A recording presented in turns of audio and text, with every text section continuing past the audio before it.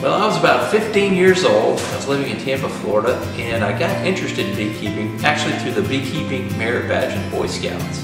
I was also taking a class in my junior high school, and I was a member of the Future Farmers of America, and I read a little pamphlet on beekeeping. So that's how I first got started, got interested in beekeeping.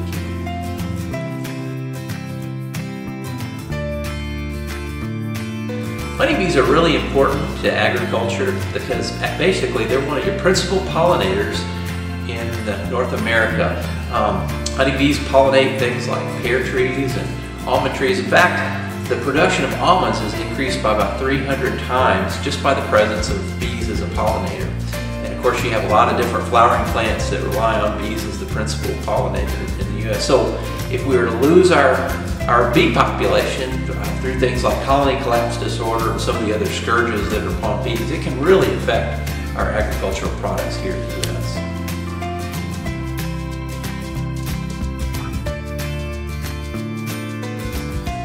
Well, smoke actually stimulates something that's naturally programmed into the bees. When the bees sense that smoke, one of the first things they do, they react by filling themselves up with honey. This is actually something that God has designed and programmed into those bees so that if they are faced with forest fires in their tree, that they'll fill up with honey and be ready to deploy out to some other location with their honey stores.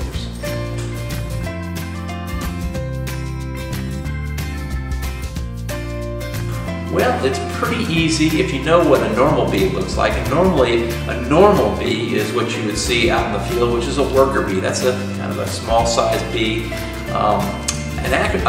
A male bee would actually be a larger bee, and we call that a drone.